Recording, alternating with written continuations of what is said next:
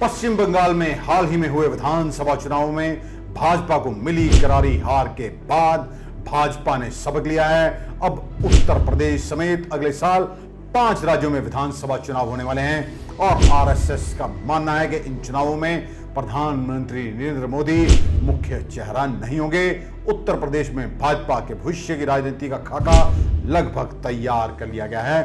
RSS की दिल्ली की बैठक में साल 2022 में यूपी विधानसभा चुनाव मुख्यमंत्री योगी आदित्यनाथ के नेतृत्व में लड़ने का फैसला कर लिया गया है। संघ का मानना है कि क्षेत्रीय नेताओं के मुकाबले में प्रधानमंत्री नरेंद्र मोदी के चेहरे को सामने रखने से उनकी छवि को नुकसान हुआ है। विरोधी बेवजह उन्हें निशाना बनाते हैं। संघ किसी भी नेता को अलग करने या नाराजगी के साथ छोड़ने के लिए तैयार नहीं है।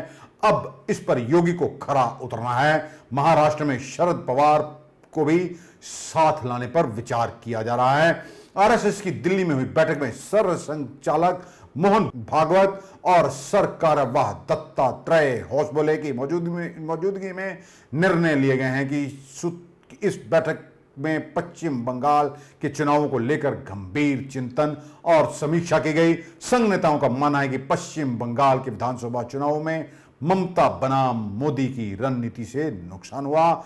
इसमें चुनाव हारने से ज्यादा अहम यह है कि राजनीतिक विरोधियों को प्रधानमंत्री नरेंद्र मोदी पर बार बार हमला करने का मौका मिला। इससे उनकी इमेज को नुकसान होता है। इससे पहले भी बिहार में 2015 के विधानसभा चुनावों में नीतीश कुमार के खिलाफ और फिर दिल्ली विधानसभा चुनावों में अरविंद केजरीवाल के खिलाफ भी इस रणनीति से कोई फायदा भाजपा को नहीं हुआ था। इसके साथ ही पश्चिम बंगाल की मुख्यमंत्री ममता बनर्जी और कांग्रेस ने मोदी की इमेज मुसलमान विरोधी बनाने की रणनीति अपनाई है। इससे मुसलमान वोटर एकजुट हो गए और 70% से ज्यादा मुसलमानों ने तृणमूल कांग्रेस को वोट देकर चुनाव नतीजों को एक तरफा कर दिया। पश्चिम बंगाल के बाद उत्तर प्रदेश में भी मुसलमानों की आबादी काफी अधिक है और करीब 75 सीटों पर वे चुनावी नतीजों पर असर डाल सकते हैं। उत्तर प्रदेश में भी मोदी का चेहरा बनाने पर समाजवादी पार्टी और कांग्रेस फिर से मुसलमानों को एकजुट करने में कामयाब हो सकती हैं। सूत्रों की मानी जाए तो बैठक में कहा गया कि खास तौर से पूर्वी उत्तर प्रदेश में योगी की इमेज मुसलमान विरोधी नहीं है और गोरखपुर के साथ जुड़े इलाकों में मुसलमानों और पिछड़ों में गोरखनाथ मंदिर पर भरोसा है।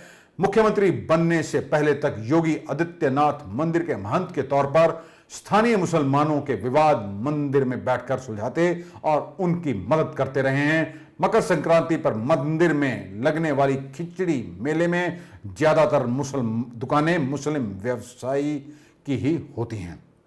एक और अहम बात पर भी गंभीरता से विचार किया गया है कि इस बार उत्तर प्रदेश विधानसभा चुनावों में भाजपा मुस्लिम उम्मीदवारों को भी मैदान में उतारने की तैयारी कर रही है।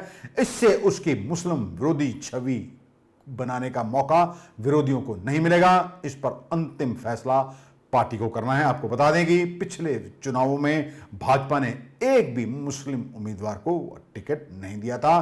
आरएसएस के मुताबिक भले ही आप ना माने, लेकिन यह सच है कि मोदी और योगी के बीच कोई विवाद नहीं है और यूपी भाजपा के ट्विटर अकाउंट या पोस्टर से मोदी की फोटो हटाने की वजह विधानसभा चुनाव योगी के चेहरे के साथ लड़ने का ही निर्णय है।